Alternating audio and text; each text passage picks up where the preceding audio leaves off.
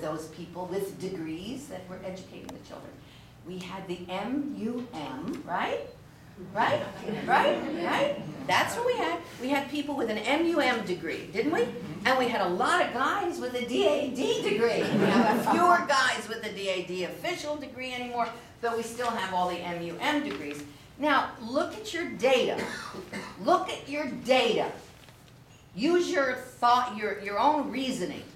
When we had degrees granted to MUM and DAD, as opposed to PhD and MD and everybody else, where were your hard data on child sexual abuse? Where were your hard data on child venereal diseases? Where were your hard data on contraception and pregnancy and the dead baby? Where were all those data compared to today when we have the MDs and the PhDs in the classrooms and heading up your departments of education, and we'll go into where they came from, dictating that the MUM and the DAD did not know what to say, did not train their children about sex. Did you all hear that? That's the reason you have the PhDs? Huh? Is that correct? Yes. Okay. Well, I'll tell you, the MUMs and the DADs trained their children about sex. Don't let anybody tell you differently. They always did. Historically, always trained their children about sex. How did they train them? Well, little Sally would come to Mommy one day and she would say, she didn't ask how we did all the other weird things because she hadn't heard about those, but little Sally would say, how did the babies, how'd you get the babies? How did that happen? MUM would say, well, there's a little, she hemming on. Well, either she would say, there's a special door the baby knows how to get out of. I heard that from somebody just recently. I thought that was very sweet. That was training. Anybody understand that that was training? Now, it may not be training the PhD wanted. It was training. And it was MUM training. The other things that MUMs would say was, when Sally said, how do we get babies? Go do the dishes. Go do your homework, all right? Now, was that training? It was absolutely training. It was training in intimacy. It was training in privacy. It was training in a whole broad spectrum of understanding of what sex really is. Do you think the kids got it? They went and did their homework and they did better in school, didn't they? Okay, now you could say, well, that's not adequate training. Maybe it was, maybe it wasn't. The hard data say it was. The hard data, not the soft, the hard. The hard data tell us that when Mom and Dad responded the way they were comfortable in responding to their own children. I'm way off, I'm supposed to be doing my lecture, okay. Sorry, that didn't count. A little introduction here, that didn't count, okay, all right. So now to the lecture. Okay, so Advertising Age, that was our premier marketing journal. It said, in addressing how we create a brave new world, get them early, we want to get them early. Why? Because then you can get them for the rest of their lives. Is that right? This is just a marketing journal. This is nothing new that I'm going to be talking about. Everybody knows everything I'll be saying to you today. It's just that you have lost, people have lost, that little background you'll sort of see is a little subtle thing. People have lost their faith in their own knowledge. Okay, so the Terrence Higgins Trust, that's another issue about the word trust, I don't have time to go into that, poses as a sex health charity. It appears on a public site for all ages, and it is marketing various kinds of sodomy to children. Sexualizing youths, who does the Higgins Trust really serve, and who gave them the money, and who gave them the money to give them the money, excuse me, all right? Or did they give them money just because they believe in all this, okay? 3 decades from then to now, that was our old, you all know that film? Anybody here? Oh, Casablanca. Yes, you young people don't know. That was a wonderful film. Oh, yes, she was. And I was thinking of Humphrey Bogart. Yeah, but I like the accent. It fits. Okay, so we went from 1942. You all know that picture, don't you? Okay, so United Kingdom. The Prime Minister says we need to end child sexualization. Didn't he say that? I think. Yeah. Okay. But at the same time, your health sites your sex educators and your media are saying it's okay to sexualize little kids. Yeah? You have a conflict here. A serious conflict that has to do with the destruction of the civil society. Because you can't have the civil society this way. No way. All right. So how do you do that? Well, our friend George Orwell, y'all know George Orwell? George is, okay. So George Orwell anticipated school sex education. And so did Huxley, by the way, Aldous Huxley. You know, if you've ever read Brave New World, he said the kids will be having sex in the playground, and if they don't, we're going to do something about that. You know, got to train them to have sex in the playground. Well, anyway, okay. So he wrote, modern tyranny has to alter the past. Modern tyranny has to alter the past. Why? Why does modern tyranny have to alter the past? Because we have to show the public that, what? They're better off than their ancestors. They're better off than their ancestors, right?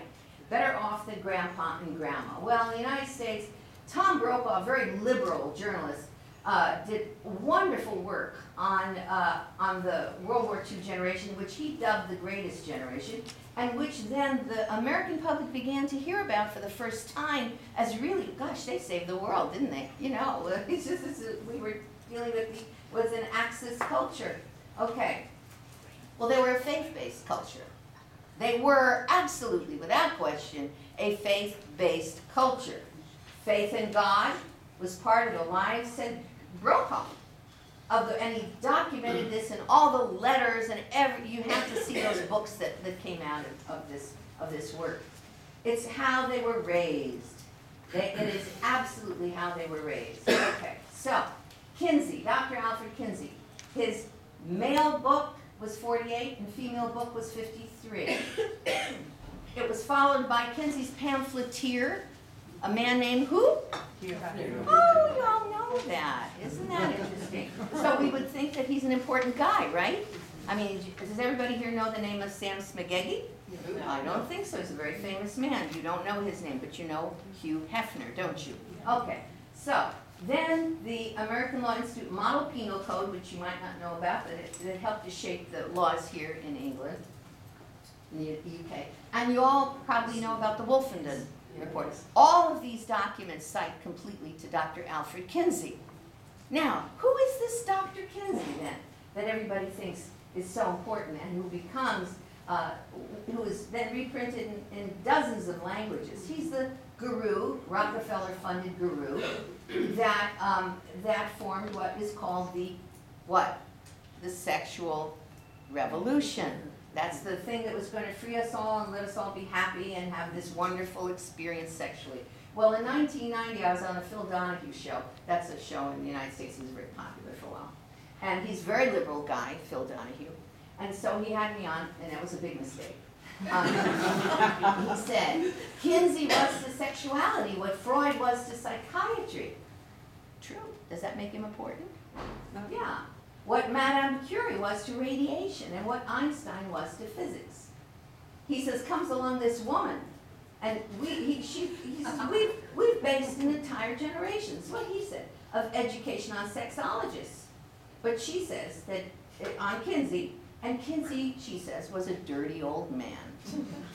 I didn't call him a dirty old man, he was a lot worse than that. A psychopath, an absolute sexual psychopath that shaped the entire structure of global education. Sex education is unbelievable. It still shocks me when I say it. Okay. But he says, and he wasn't a guy who was married once, a nuclear family kind of guy. This is what Phil said on the show. And he directed winning the battle for sex education. That's a SPUC publication, Planned Parenthood SPUC, it's an interlocking group.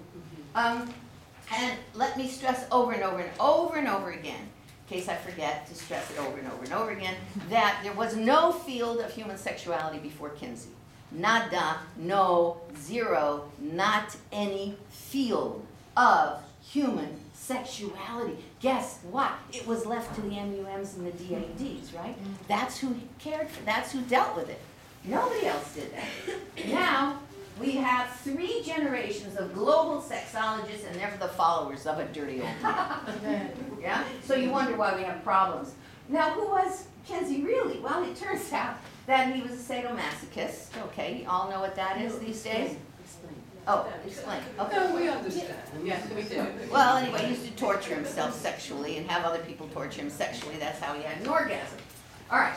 He dies essentially of orchitis, which was a venereal disease associated with sexual trauma to the genital organs. This is the father of human sexuality education in the world. This is great. You gonna listen to him? Okay, we have a problem. Okay, deviant sex. He says you can engage in anal sodomy, because that's what he did, and in oral sodomy and everything else. There will never be any bad results. And masturbation, he was in it. I mean, he could not live, excuse me, this is a grown-up group here, right? Okay. He could, besides the kids are being trained, why shouldn't you be, right? Okay, so that's him with a little girl, posed in many productions and so forth. In 1948, the world believed that Kinsey and his male team were normal academic spouses and dads. That was a lie. That was a lie from the pit of hell.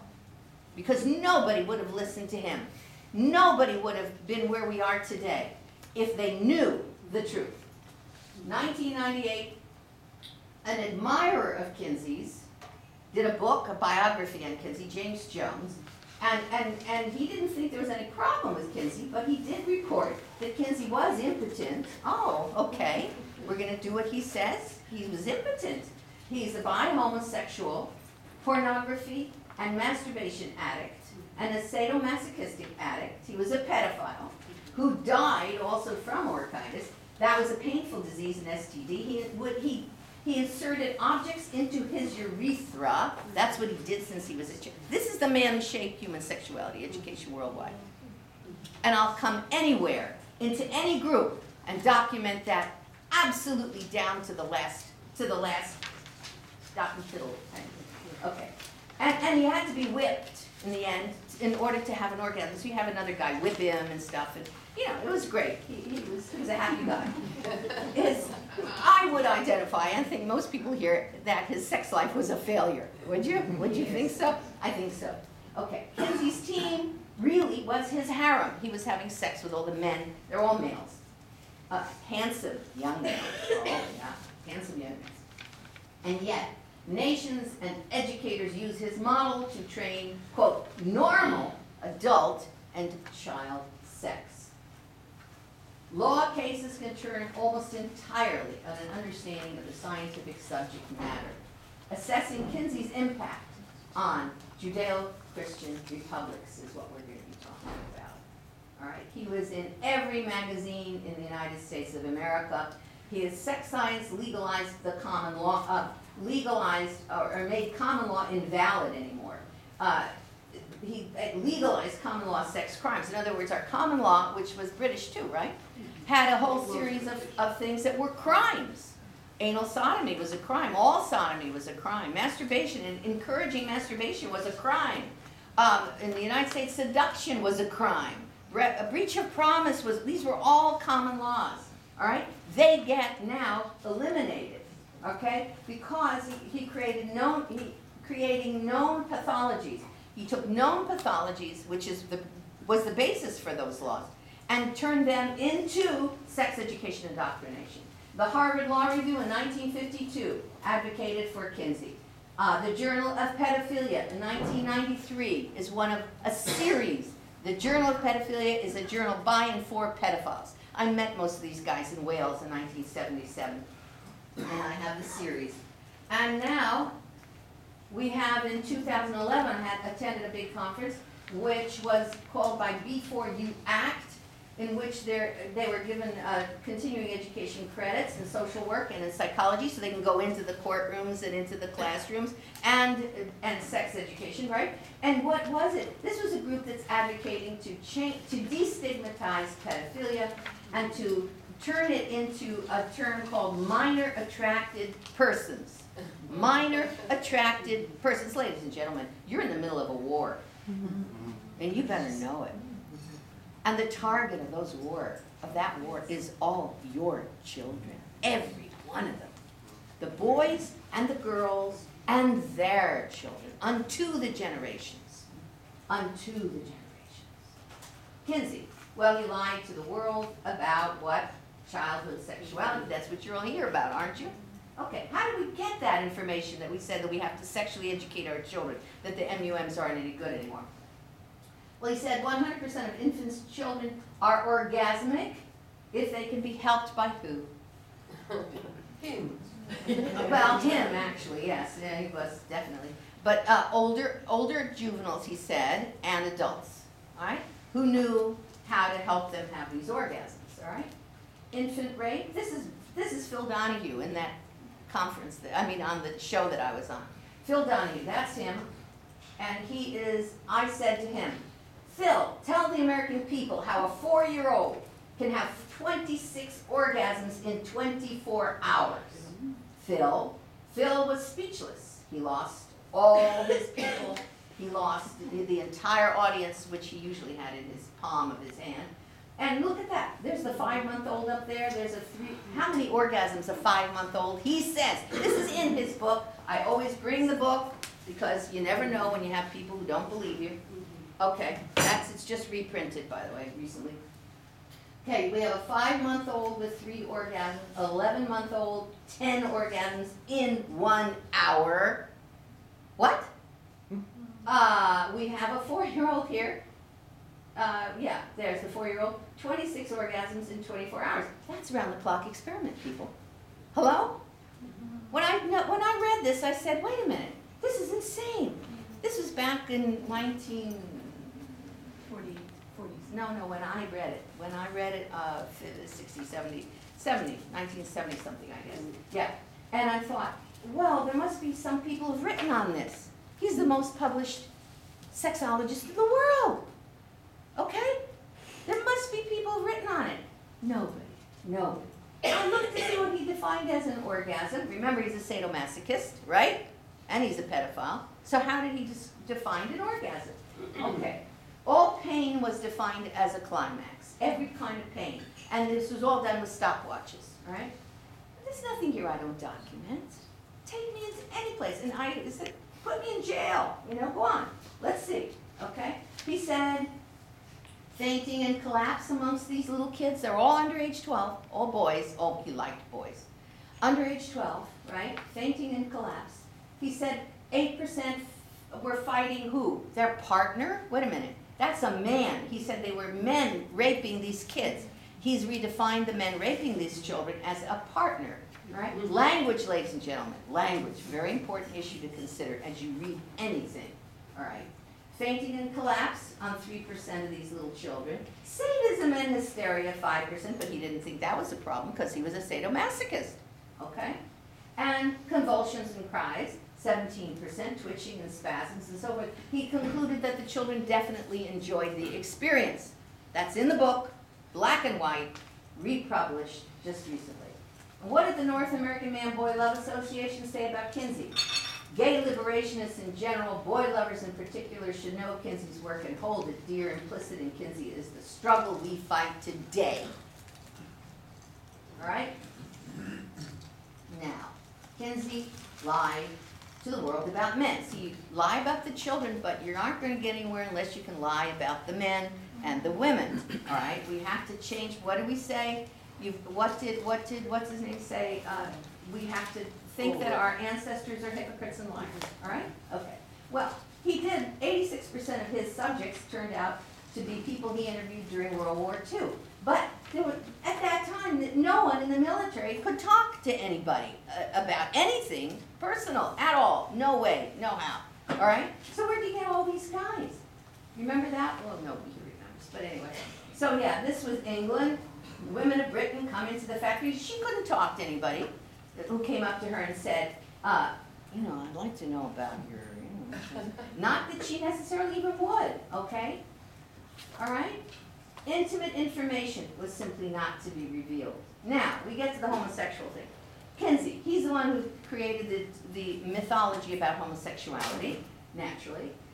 He said 10 to 37% of men are often homosexual. And however, now we know that 64% of forcible sodomy victims at this point in time, DOJ, Department of Justice, are boys under 12 who've been sodomized by adult males. Now, we label them gay, these boys, and they die of AIDS. Nobody seems to notice how that happened and how it is that they are dying. We have books like One Teenager in 10. You go to your Google and just Google the Kinsey scale, and you'll see how worldwide, this is a belief system that 10% of the population is homosexual. So he lied about men, he lied about children, he had to lie about women. Volume 2. Okay, he changed the world, the way the world viewed women's sexuality. That was Dr. John Bancroft. He's here in the UK, by the way. And he was the director of the Kinsey Institute at the time, and he was thrilled that Kinsey changed the way the world viewed. Why, am I through? I have 5 minutes? You gotta be kidding. I'm not even, oh dear. Well, all right, moving right along. 1953. Okay, so he's on the cover of everything. You have to get my book. He says 4,441 women. There's never any rape. Did you count my introductory word? Yeah. Don't count the introductory word. No, I won't. The Kinsey Institute. So they reformed all of our global laws, right? He educated the global leaders about sex. This is Berkeley, California. He educated the guys in Canada, in Europe, and the UK. That's Copenhagen there. He trained the Germans. He trained medical doctors, moving right along. And he formed, you gotta let me do this. He formed the sexologists. Okay, 1968. Where did they come from? You'll have to go to my books to see about that. That's me in Wales. That's the report in 1977 when I attended the conference and met with the global academic pedophile political lobby that was normalizing homosexuality and every kind of dysfunction. Now, here's the important part. Okay, Meditations on the Gift of Sexuality. I have the book right here. The Institute of Advanced Study of Human Sexuality is the Harvard of global sex training, sex ed curricula. And they write all the curricula worldwide and train everybody worldwide sexually. All right, now who are they? Well, here's the director with his girlfriend. They're naked, about to get into the hot tub. And here is the dean. That's Kinsey's co-author, Ward Del, and he's masturbating quite vividly in here. These people are all posing in an orgy. These are the people who train everybody in the area of human sexuality. This is the faculty, the staff, the students, and the friends. This is shown, by the way, to priests when they were going into seminaries. And these two children have been used in Hustler magazine, sold to them. All right? We have the sexual attitude restructuring, trained 100,000 people back in the 80s. Social workers, clergy, judges, true believers then would train. And now let me just tell you, how did they train them? Most of these people would be in a circle, half naked, naked. I didn't have any of those circles available. And this is how they got trained for human sexuality education worldwide. 17 screens. They had, it's called a FUCK-orama. Y'all understand what that is? All right.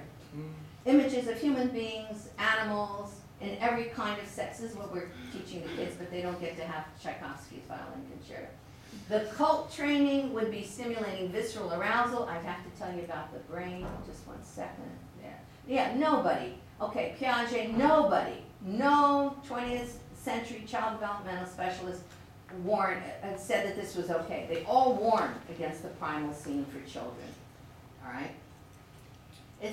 We're talking about communist, fascist, political pedophilia. Is that what we're really talking about? The Swiss Alliance for the Prevention of Sexual Violence recommended sexual activities with children. That got pulled. This is what you've got here. Okay, this is what you've got here. Happy, exciting, fun. And this is the Swiss hotshot condom, now has been produced for 10-year-old boys. Now, for what age are this 10-year-old boy supposed to use this little condom? On little girls, on little boys, on men, on women, who? And this is you guys, you know. But how old is that guy, by the way? How old is the picture of this fellow? We go into definitions of what disease is and what pathology is. All pornography can addict you. It's an endogenous drug. None of this, now before I lose, let me do this, okay. Okay, so we're talking about now, there we go. All right, why? Neuroplasticity. We believe and we mirror what we see. What we see. Now, what you're looking at is undeveloped brains of all your children. We know that. The brain is undeveloped. It is now going to be reshaped and rebuilt by what those little children are seeing and experiencing. This is illegal across the board. You can't do that to children. It's child abuse. Until age 21 to 25, the brain is a work in progress. Emotional images for the teens are activated by the amygdala, not by the frontal lobe. Okay, we're talking about monkey see, monkey do, mirror neurons. The brain data is solid, and it is scientifically accepted across the board. People grow new brain with experience. The coitus will be mimicked in the viewer's sex organs. Whether he knows it or she knows it or not, or understands it, it will be mimicked. Okay, that's the way the brain works, without consent, using porn education to sexualize children. All right, now, so overstimulation of dopamine from pornography will lead to loss of libido. Men worldwide now are stunned. Their normal sex isn't working. They think that at 20-something or other that is normal. All right, porn-induced impotence.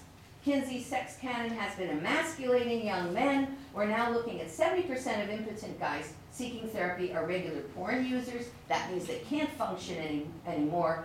So we've got Germans, French, Spanish, Italians. They are dealing now with massive impotence, but who's going to make a fortune from that?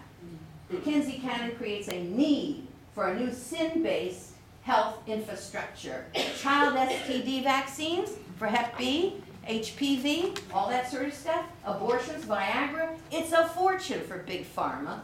There's a fortune, oh yeah, well we can't even go into poor old Hugh, but he called himself Kinsey's amphitheater. Come on, yeah. Come on, you making me stop, you turn me off? No. I feel like I'm in one of those things where they have the hook, you know, and it comes out and there you go. There he is, okay. So, Playboy. Hefner was a virgin in college, just like most guys were at that time. Everybody surprised at that? All right, my work for the Department of Justice in the United States, we looked at Playboy. Playboy claimed that children are erotic, small children, and we just have to admit it. It's backed by all these important people. In our analysis, when we trained over 20 coders with solid research data that can be established anywhere, cartoons turned out to be the primary mode of indoctrination. 16 million men back then were already learning from Playboy. Playboy denied, they said they never had and they never will use child sexual abuse materials. Well, it turns out, they said we never have, we never will, but it turns out that indeed they had and indeed they did. Little Dorothy down the bottom has just been raped by her 3 buddies. And here's a little girl in Playboy. First we have to ask Teddy's permission. That costs $40. So we're talking, this is 75. This has been going on since 1954. Okay? No, I don't want to go for a ride. We'll just go to my place and ball. These were our findings. Little girl here. Naturally, she digs forceful father figures. Come on, strong big daddy. This is the premier sex education of the world, but, despair not. He's dead. Who? Yeah. He's still alive. I don't know, they give him shots, I'm sure. Okay, don't despair. In 1994, Playboy sued me in Holland for libel, saying, because I said that Playboy produced child pornography and was using sexualized children since 1954 purposefully and systemically. The Dutch judge, you have to remember, Holland, this is the center of pedophilia and other things. The Dutch judge ruled against Playboy based, and I quote, on the uncontested factual findings of Dr. Reisman that proved Playboy deliberately